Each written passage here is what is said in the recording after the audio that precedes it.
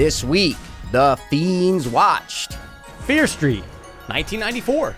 Just dropped on Netflix, bro. I got to ask you a question. Mikey, Fear Street, 1994. What did you think? Spoiler free. I loved the opening. I loved the first 10 minutes. I hated the rest of it. I was like so happy with the first 10 minutes. And just from that point on, it all went downhill. And by the end of it, I was like, fuck you. And I have a lot of reasons why. So that's what I'm going to say, man. I'm going to ask you now, what did you think of Fear Street 1994? Mikey.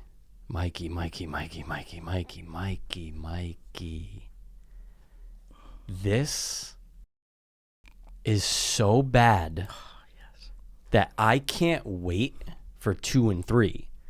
First 10 minutes, I'm with you, Mikey. I'm with you. We'll talk about the homages and stuff like that, but I'm going, it opened up and I was like, I was 7 years old again, dude. 1994, see what I did? And I was like, this is what I like. And then you're right. It suffers a lot. It suffers a lot. And we'll get into it because I don't want to say a spoiler right now, so I'm not going to. But yeah, man, overall, fuck you, Netflix. You know what? Fuck you for what you did. Fuck you. All right, that's what I got. I am wearing a Goosebumps shirt because I figured it was the right occasion for it. I'm like a huge fan of horror that's made for kids. Goosebumps, R.L. Stein's The Haunting Hour came out, in the past 10 years, and I watch it for some reason. I don't know. I just like it. It kind of brings me back to when I was a kid. So when they announced this, I'm like, holy shit, there's no way I'm not going to like it. And by the end of it, I was like, oh my God, I didn't like it. This did not feel like it was in 1994.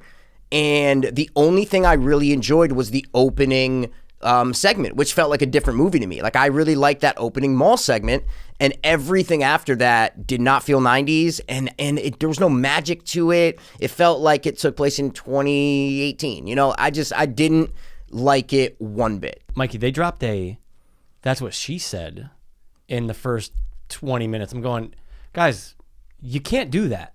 You're going to establish this is 1994. You got to make it feel, sound, look like 1994. Soundtrack, awesome. Great songs thrown out there going, okay, cool. That's 90s. But everything else, what was 90s about it? Zero. There's nothing. That's one of the biggest complaints about this, aside from the Fiends. That it's not 1994, Mikey. You're talking about characters, dude. I fucking hated the main girl. I mean, I fucking hated her. She was so unlikable. They just made her so unlikable, man. At every aspect, from the moment she's introduced. If you're going to have a main character that is going to be a little disrespectful, a little kind of, anti-authority, stuff like that, which is common, you need to have charm to it. You can't just be this unlikable, nasty person. You have to have a charm, and that's where casting and who's the actress or actor, that's where that comes in.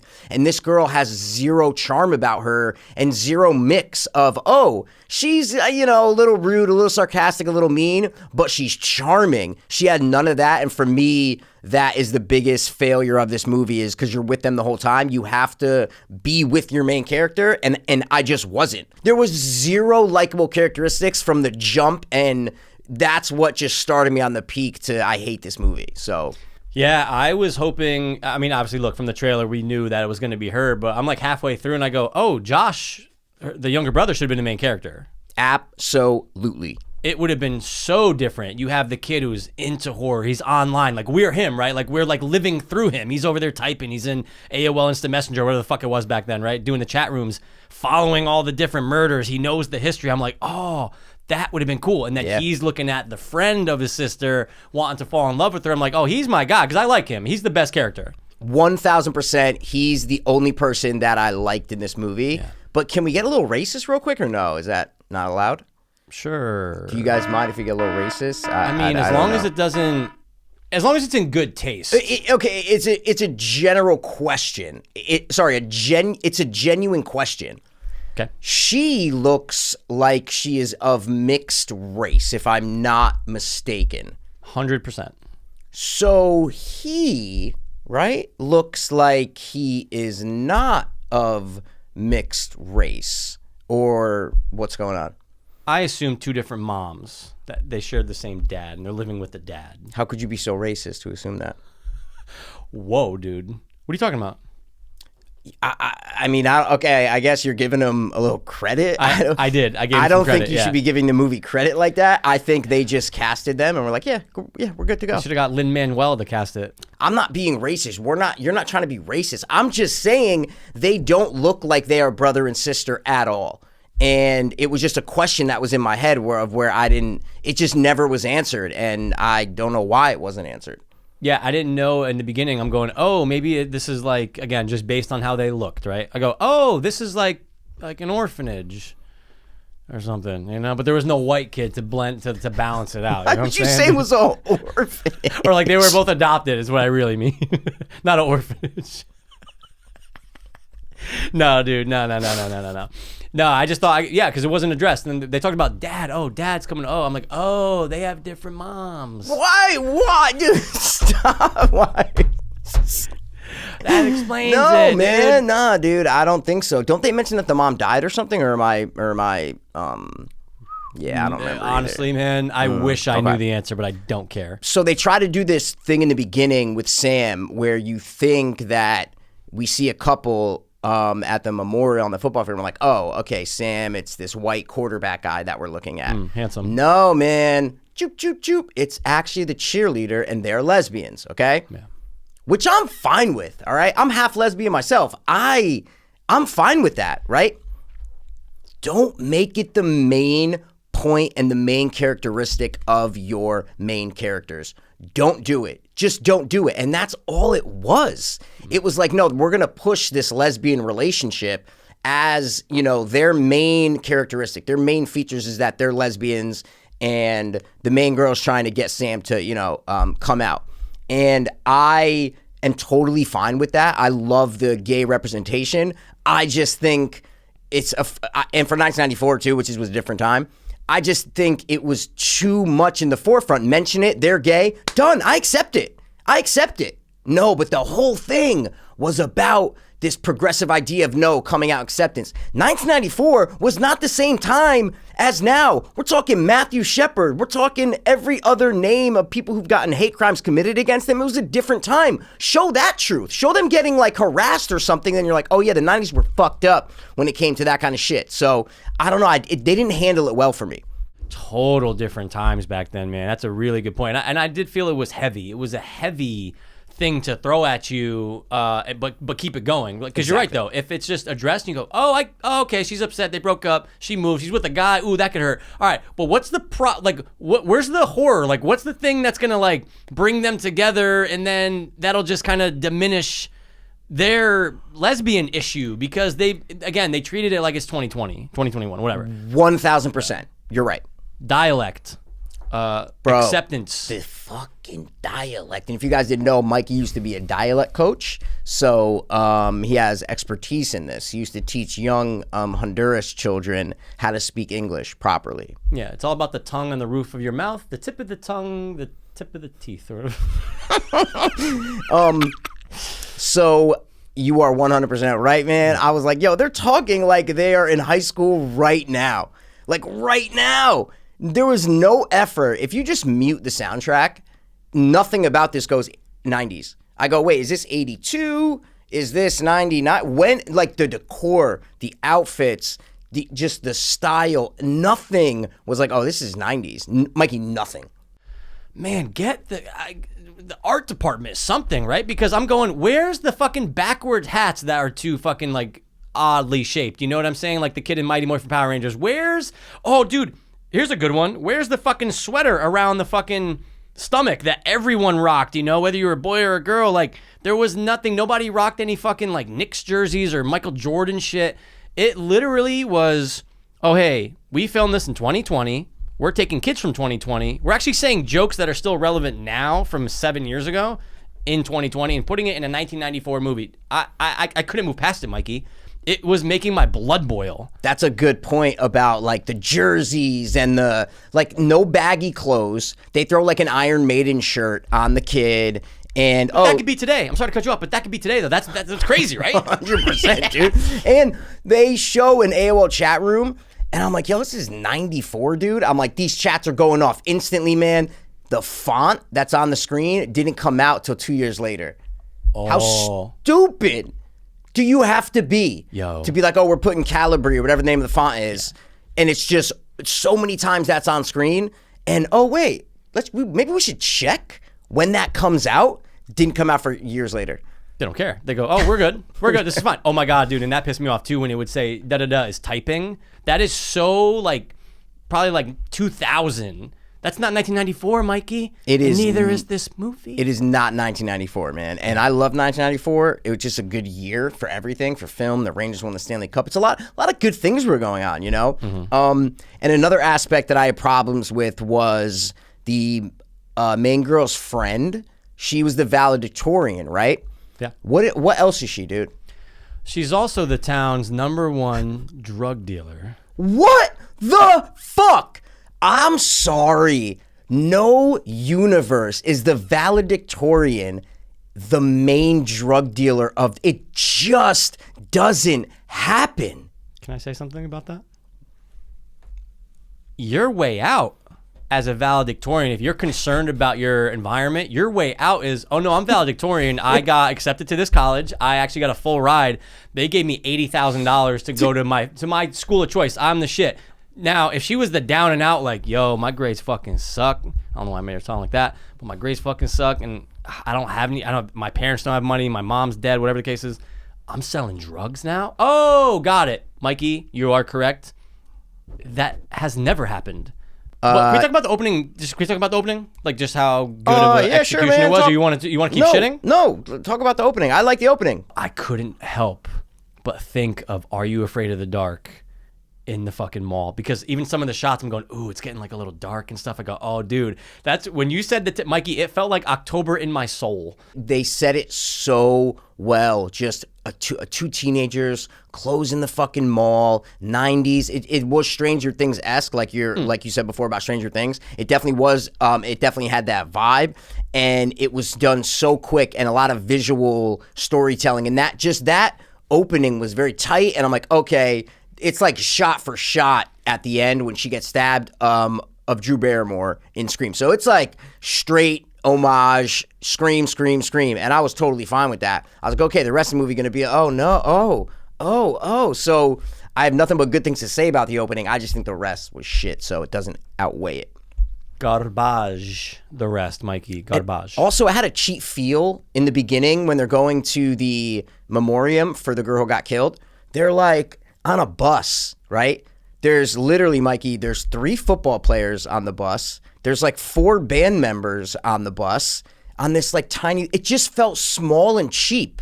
Why are there 2 band members, 3 guys in football jerseys, and then a couple random kids on the bus? Why isn't it the band's on a bus, the football team's on another bus? And like, it felt so small and cheap. And they just said, oh, we got 12 kids. All right, you're going to be 3 football. They didn't go, oh, well, is this how it's really? No, that is so, 3 football. What football team has 3 fucking players on it?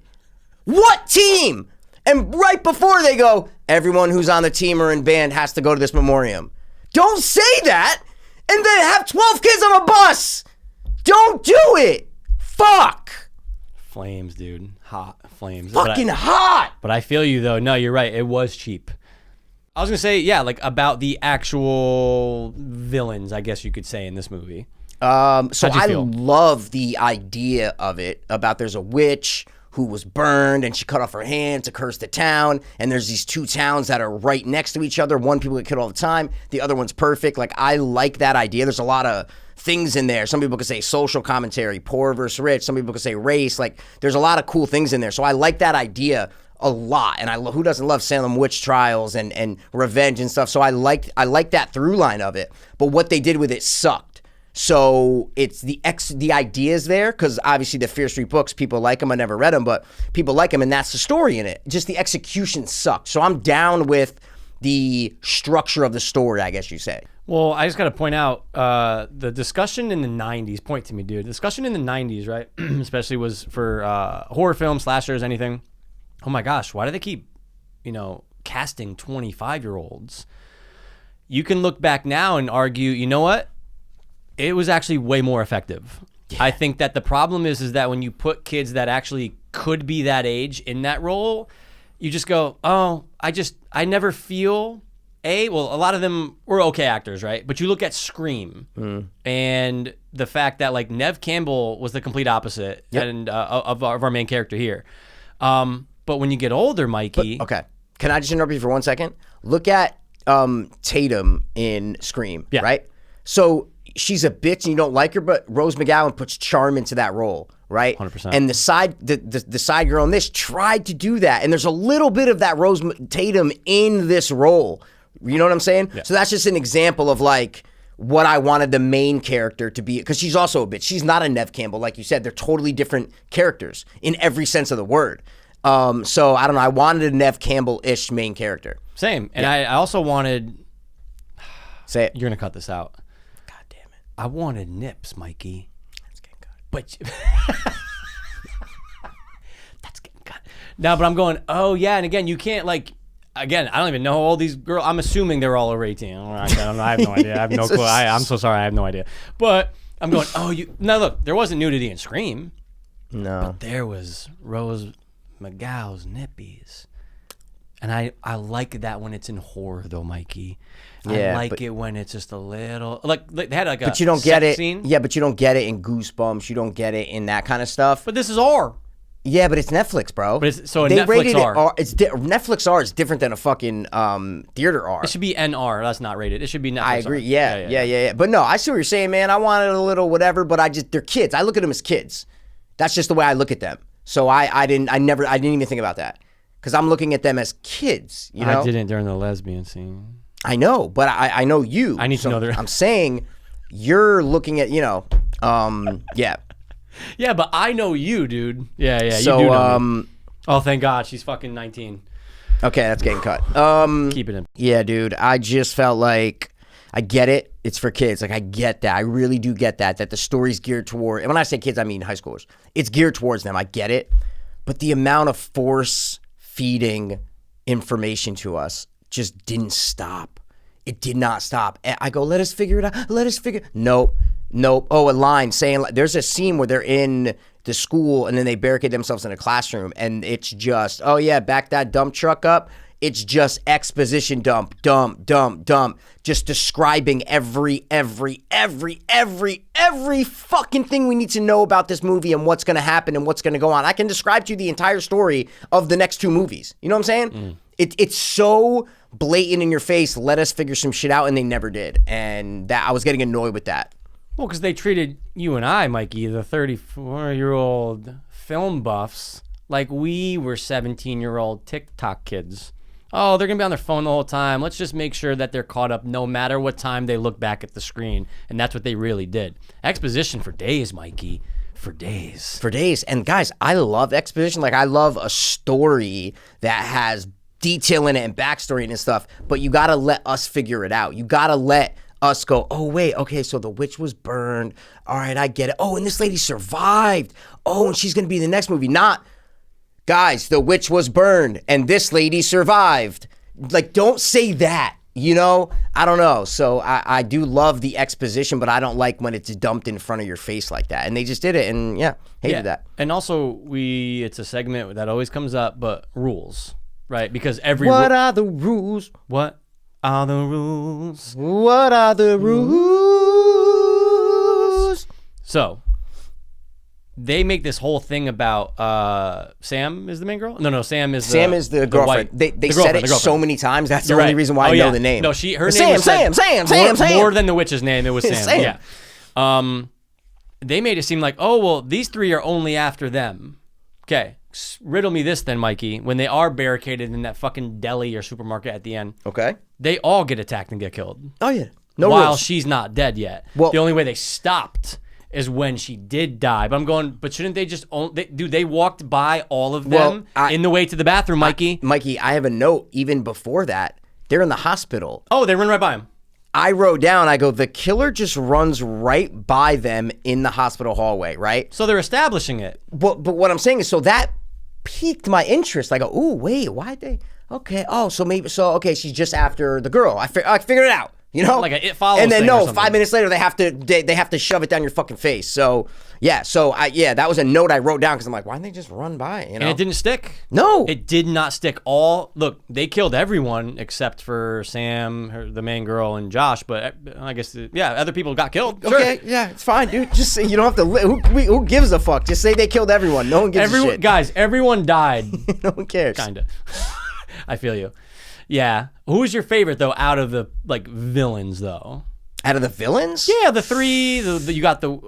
You have the the 50s girl. You have the skeleton Yeah. kid in the beginning who's possessed. Then you have the girl from the 50s who killed herself. Then you have, we don't really get a lot of information on him, but he was the camp. They're like, oh, he's the master, but no more information on him. My favorite, I didn't like any of them, to tell you the truth, man. I really didn't, because I'm like, oh, Jason Voorhees ripoff with a horrible mask. And I'm like, oh, this girl doesn't even look scary. Make her look scary. So she's hot. She's hot, man. I didn't even like them. I just didn't even like the villains that they just get a dope mask. You have a fucking piece of shit skeleton mask. Like, what are you doing? And then a sack over the head with an axe. That's Jason Voorhees. Everything's ripped from other movies and nothing's put together as comes to make it come across as unique. So, what about you? I would probably just say the Jason Voorhees guy, just because out of the three of them, sure, I want to see more, see what happened, but give him a new look, man. I like the deformed milkman. I thought I wanted to get into that story more. And then I also wanted to get into the deformed kid who killed his brother. All those were cool. Those are awesome. Yeah. And they pick these fucking, you know what I'm saying? Yeah. Like, I don't know. The world building's decent in the beginning, but how much is that from the book? How much is that I assume a lot of it's from the book, so. It has to be, but we don't know because we didn't read them. But were there lesbian main couple in the book, right? Probably Definitely not. No, you know what I'm saying? on, Definitely dude. not. That's way too heavy for the time when those came Yes, out. they can be lesbians, fine. That's a cool little, little piece to their character, but don't make it the main crutch of the fucking story. I don't get it. I'm watching a romance. I don't, and I get it. Maybe we're not the demo. We're not the target A, We're not the target audience. I understand that, but doesn't mean that we don't have an opinion and a right to bash the fuck out of this movie. And we might come next week and be like, yo, dude, 78 was even worse. Could be. You don't know. We don't know, bro. Only you fucks will find out when you watch. I did love the meat slicer kill. Oh, dude, best kill in the movie. Because I think it was the best part of the movie, to tell you the truth. I can't remember any other kill. I don't remember. Nope. And there were so many. Just, it's like a stab. I don't, that kill, I go, they're not going to kill this girl. They're not going to kill her. I go, oh, they killed the girl. Good job, Oh my God, you just made me think. The 1950s girl goes after the goofy guy. Yeah. When we already were established that they're not going after any of them. They're only going for the main girl. But he literally gets attacked by her in the street and almost gets killed by her. Was he gay? Dude, I thought him and the valedictorian were dating. The whole time, dude. Because the way he kind of put his arm, he's like, well, we're selling stuff. And like, oh, they're dating. And then in the bathroom, he's like, am I the only one that didn't get banged? And I go, wait, are you gay? And he's wearing like that whatever. Yeah, like the weird sweater thing. Yeah, and I'm going, wait, so is he supposed to be gay? But then he's like, no, she's hot. And I'm like, oh my God, what is going on? Bye for 94. Maybe. Progressive, dude. Don't exist. And speaking of the end, man, it was so weird that they say they're sitting down with the sheriff. I like the sheriff for some reason. Oh, all day. I like the sheriff. I'm like, is that Buck Hall, dude? From is he Alfalfa from the Little Rascals? Like, who is this guy? He looks so familiar. I didn't even look him up. And he knows a lot more, Mikey. Well, obviously, because the brother's the mayor. We're gonna get into that backstory, obviously.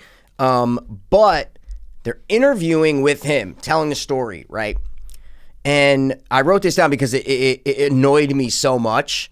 She goes, so she's the main girl interviewing with the detective. He's like, I can help you, like da-da-da. And they're so anti-police, and I get it. They're young, whatever, it's fine. It's 2020, I get it.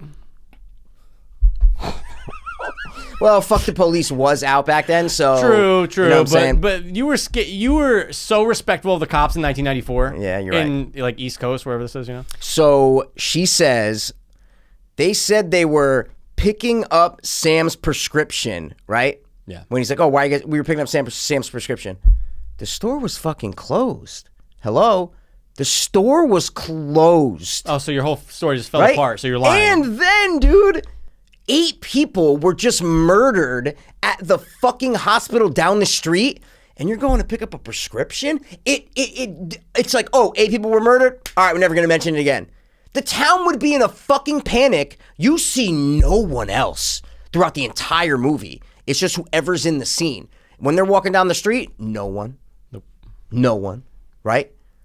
It's those little things that made me so upset because it's based on a book. Like, that's definitely not in the book because that is ridiculous, you know? So ridiculous. Yeah, I couldn't ridiculous. agree more. You're right. World building, but also just world surrounding. You're going, oh, where is everybody? Like, they didn't establish some type of fucking curfew like they did in Scream or something. But, dude, hospitals, man, we always talk about it.